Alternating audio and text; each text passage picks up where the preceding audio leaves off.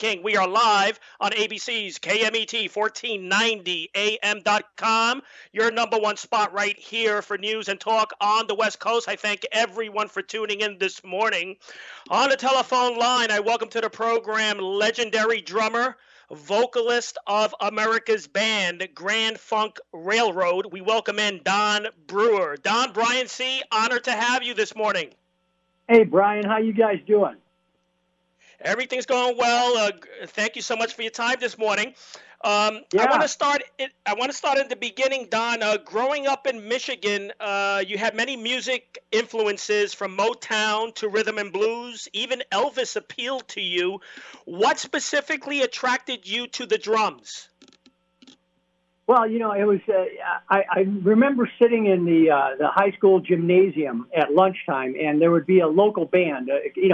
Guys that were in school, and they'd be playing Chuck Berry tunes and that kind of stuff up on stage, and the girls just loved the band, So it was like immediately like, I want to do that because I can meet girls. So that was the very first thing that drew me to be into a rock and roll band. And then of course the drums came along. I started playing guitar. Messed around with that. I played clarinet in the junior high band. I hated that. And then an opening came up in the drum section. They needed a guy to carry the marching bass drum. So I put up my hand and went back there and got that. My dad was a former drummer during the Depression. Wow.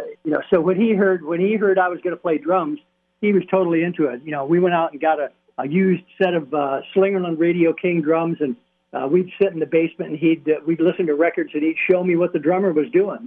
So that's how I got into that.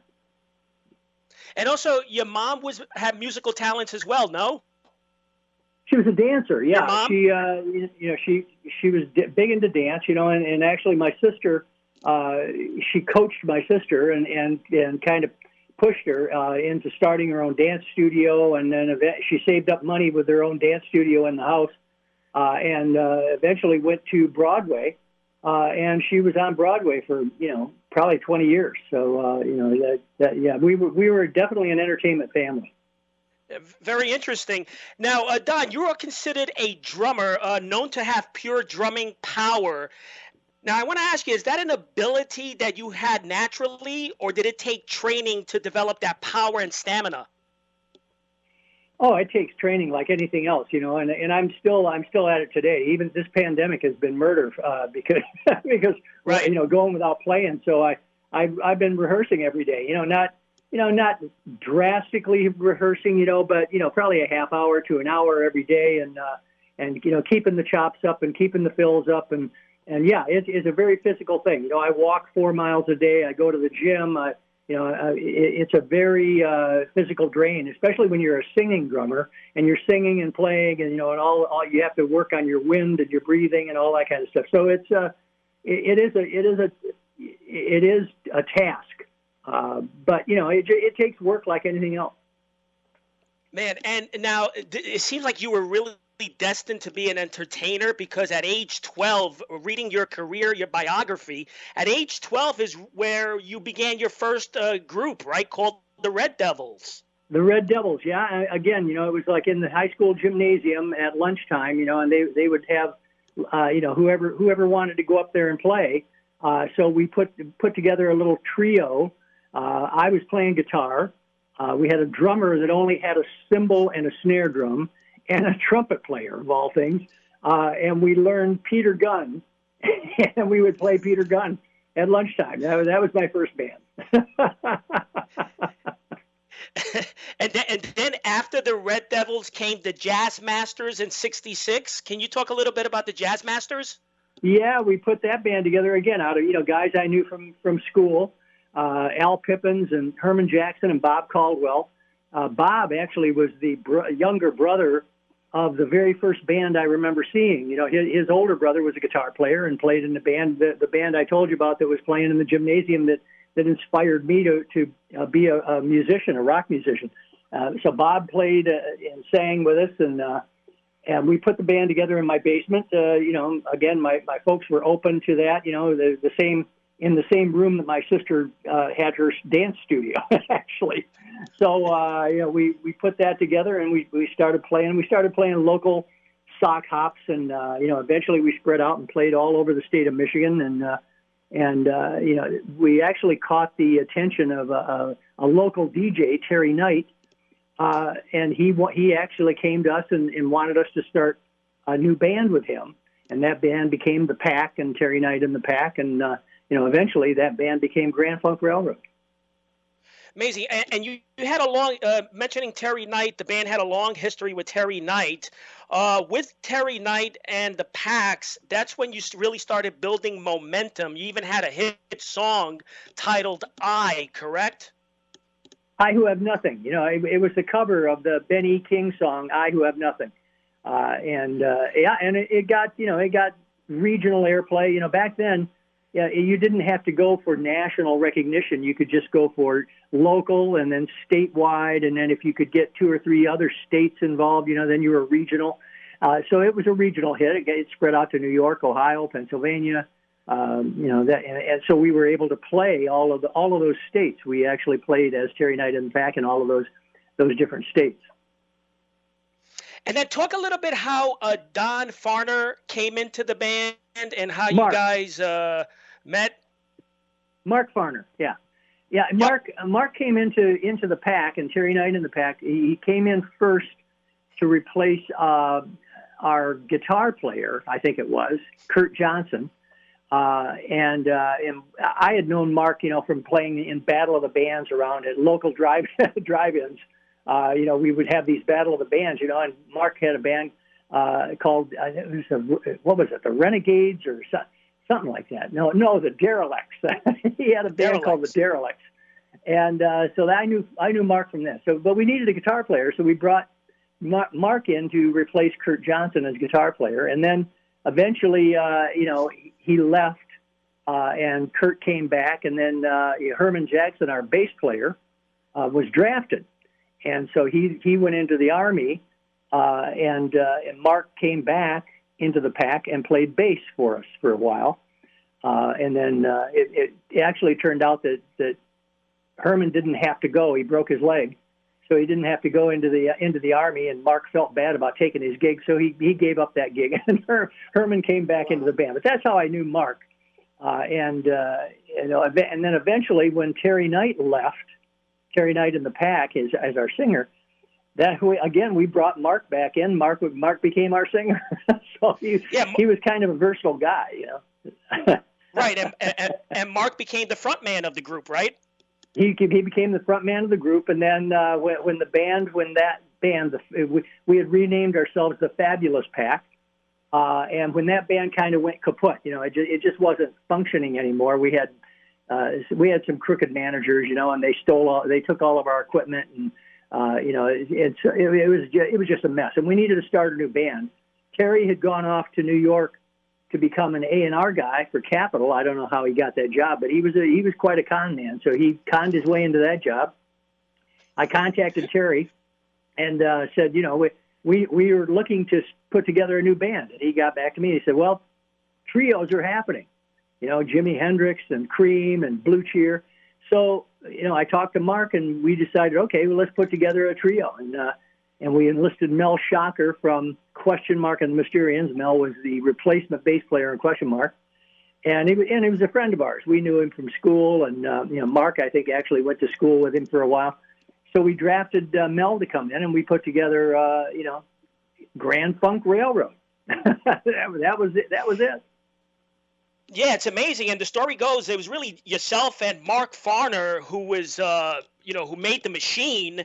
And I guess Terry Knight heard it and had to get back with you guys, right? He says these guys were awesome. Is that how it went? Well, no, we actually started putting together material that we had been doing in the Pack, but we reworked it to be not so 60s sound and to be more late 60s, and power trio kind of stuff, that's what was going on. So we reworked it. And we put together, I think it was several songs, it could have been Time Machine was one of them. Inside Looking Out was probably one of them. I think another song was Heartbreaker. And we used to rehearse at the Union Hall. And so we told Terry to come into Flint and come and see us. And so he came to the rehearsal and listened to us play. And that's, you know, he was totally blown away. He felt we had something, you know. So, you know, he immediately wanted to get us, you know, signed, and he started working on trying to get us a deal with Capitol and got us some gigs. I think our first gig was up outside of Toronto at a little teen dance kind of a thing. And then we lucked out, and through a friend of a friend, we got on the first Atlanta Pop Festival in 1969, and that was our break. That was our big break. You know, we were opening day of the Atlanta Pop Festival. Nobody had ever heard of Grand Funk Railroad, and by the end of the set, they gave us a standing ovation. You know, and it was like, okay. So they invited us back the next day and put us in a better time slot. Invited us back again the third day and put us even a better time slot. By then, we were like the talk of the whole pop festival, you know. So there were 30,000 people there, and they were all like raving about Grand Funk Railroad. Yeah, I mean, there's no question about it. That was the band's turning point, the Atlanta Pop Festival. And I know Terry Knight really had he really liked Mark Farner's energy and ability. He was really impressed by his ability to play, correct? Well, you know, Mark could work the stage, you know, and you know, strut across the stage and do all this. And Terry used to work with him, you know, and Terry would always, you know, tell Mark, and he'd tell all of us actually, you know, Mel and myself as well, to imagine that you're not just playing to a small group of people. Imagine you're always playing to a large group of people. You know, remember the stands in the bleachers, and remember the back of the place. You know, so you always play like you're playing for a whole lot of people, you know. And so, in other words, exaggerate everything you're doing. Exaggerate all your movements, you know. And Mark was was great at that. He was, you know, he was an incredible front man, an incredible showman, you know, just strutting across the stage, you know, from completely to on the left over to the right, you know, back to the middle, you know, and just total energy, 100% energy all the time. Now, I do want to remind our audience, Don, that in 1971, you were the second band to play at Shea Stadium, Beatles being the first in 1965. And reading that history, I believe you sold out, the Grand Funk Railroad sold out Shea Stadium in 72 hours, while it took the Beatles almost 2 months to sell out Shea Stadium. That is a fascinating feat. It is, you know, and it was quite the record at the time, and it still sounds great. You know, we sold out Shea Stadium faster than the Beatles. I like to look at it, you know, from a realistic standpoint, though. I mean, look at how fast places sell out now because of technology. They instantaneous, you know, they sell out within minutes. So, you know, I'm sure between the time the Beatles played there and the time we played there, you know, that whole system was much better, you know, but. I think it was quite a feat that we sold out faster than the Beatles, and I mean, we were really the toast of the town in New York at that time. You know, we had a big block-long billboard in Times Square that was our three faces on it. You know, and you know, we were like really somebody in in New York City at that time. And I want to ask you, have you ever crossed paths with John Lennon, Paul McCartney, and give it to him a little bit that you sold out quicker than the Beatles? No, I don't think I would. I don't think I would tell him. I do remember, though, you know, along that same kind of line of thought, though. I mean, I do remember playing with Bob Seger. I was playing with Bob Seger and the Silver Bullet Band for, you know, a whole bunch of tours, and we were playing Madison Square Garden, and I forget what year it was, probably 2006 or 7 or something like that. And Bruce Springsteen, you know, came to the show. Bruce and Bob were big friends, and Bruce came to the show, and he wanted to meet me, and so when he did meet me, he said, you know, we used to open up for Grand Funk Railroad at a couple of shows, you know, so he wanted to throw that at me. That he used to be our opening act. Yeah. I mean, Grand Funk Railroad is considered the biggest band arena of all, biggest rock band, in arenas of all time. Of all It's time. a huge. We were one of the original, arena rock bands. We really were. When we started, there weren't all these fancy arenas that were beautiful and air conditioned, and 18,000 seats. Most of the places that were arenas back when we played were rodeo places. They had bleachers and a dirt floor and a tin roof. The acoustics were just atrocious. There was no lighting system. It was 3 Super Troopers, and we'd bring in the biggest sound system we could find, even if it didn't sound good, as long as it was loud. That's what we did, So we were like one of the very first arena rock bands, and we were very good at it too. No question about it. No from question. 79 to 80, from 79 to 81, Don, the band sold more than 10 million records worldwide. So that's very impressive. Oh yeah. I mean, it's and we still, it's amazing. We still sell a lot of product today. Of course, you don't sell records anymore per se, but we do sell a lot of, we have a lot of downloads going on too. So it's great. It's amazing to me. Here's 3 guys from Flint, Michigan, that really came on the world rock stage, and play, selling out in Japan, selling out in South America, selling out in Europe, all across the country, so just incredible. I found a little clip of yours, Don. You're performing a solo, which I want to play. It's a minute or two, and then we could talk about it. Is that okay? Sure. Let's hear Don Brewer.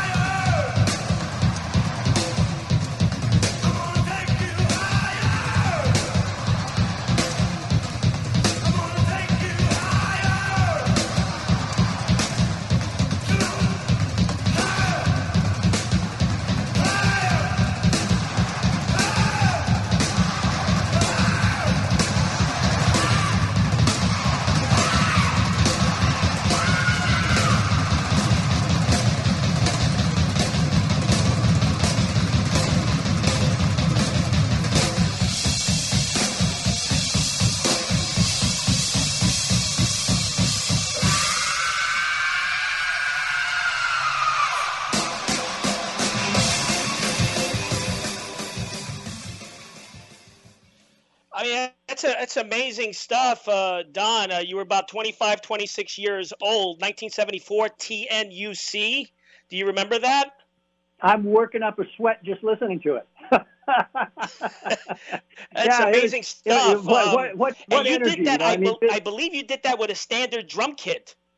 Oh yeah, there's not a double bass there. I've got a snare, a tenor tom, two floor toms, and a bass drum. And it's pretty standard kit. And it's very similar to what I play today. But yeah, but the energy is just amazing. It's just raw energy. Amazing. And also you were doing it with a single bass pedal, I believe. Single bass right? pedal, yeah. Oh yeah. Today's drummers, they use double bass pedals. Imagine if you had the equipment that they're using today. Forget it. You would have blown up the stage. Oh, it's amazing. I used to have to have my own bass drum beaters made out of tempered steel because they weren't making them back then. All the kits were made for little cocktail bands, and they would bend, and the pedal would bend. Even a Speed King, Ludwig Speed King would break. So I would have to reinforce a Rogers Swivel-matic and I'd reinforce it, so it wouldn't bend, and I'd make straps out of seat belts, nylon seat belts. I'd make the strap out of that because it had a leather strap on it. That wasn't going to work, and tempered steel beaters. So yeah, you had to beef everything up. You couldn't buy it. Now you can buy all that stuff stock now. So it's pretty amazing that. It was early days of heavy rock, and the equipment was definitely lacking. Even amplifiers and sound systems, and it was very lacking back then. It really was.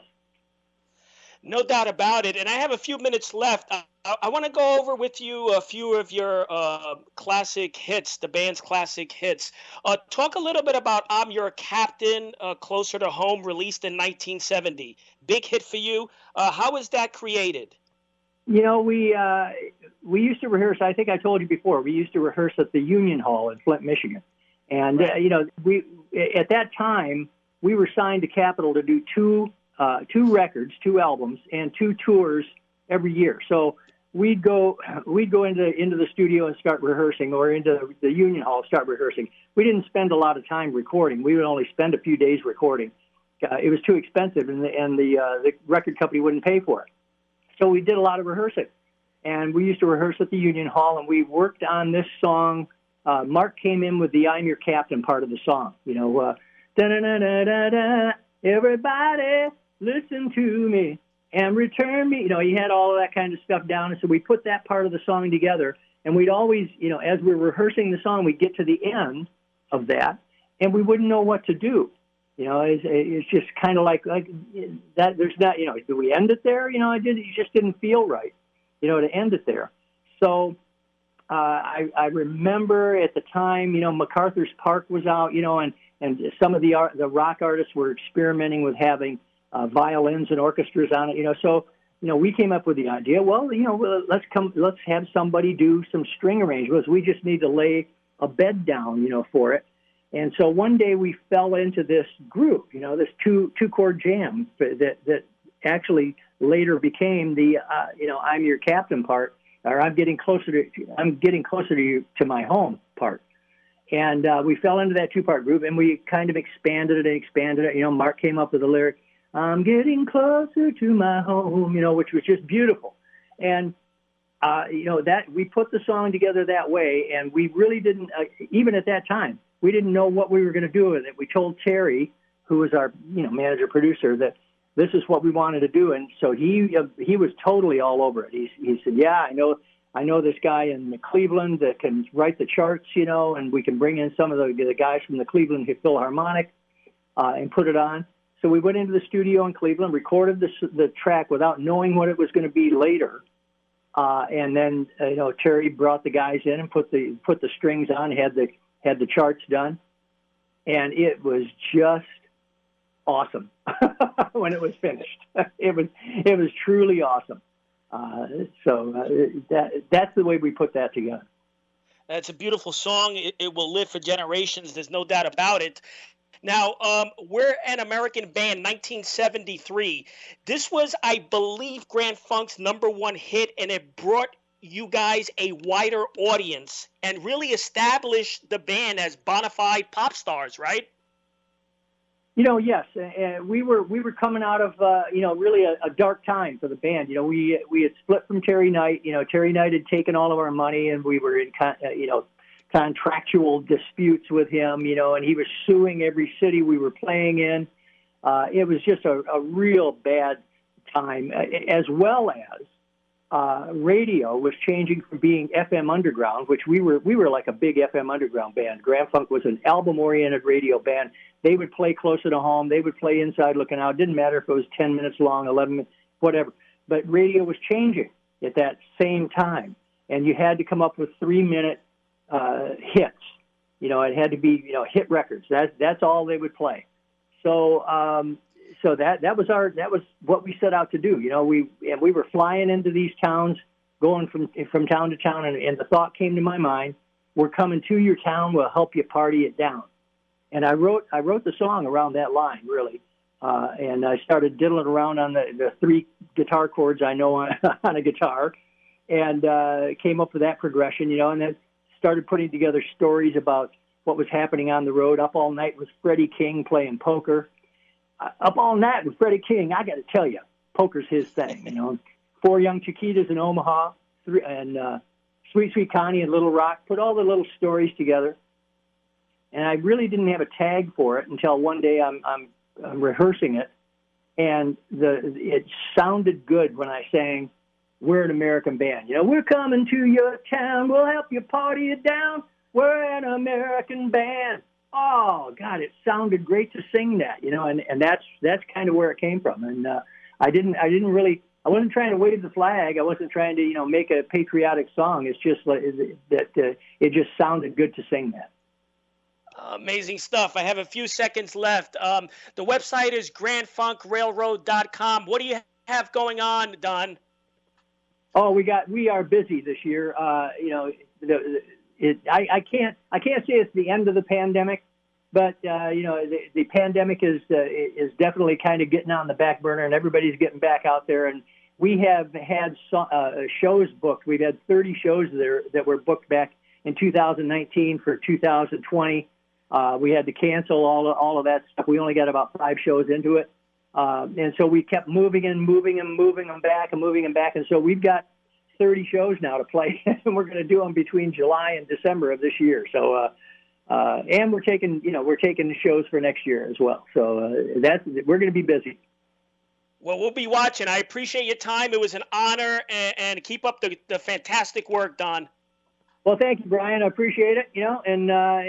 Thank you. It's been a fun show. Thanks. Thanks so much. That was the legendary drummer and vocalist of America's band, Grand Funk Railroad, Don Brewer. Until next week, happy collecting to all.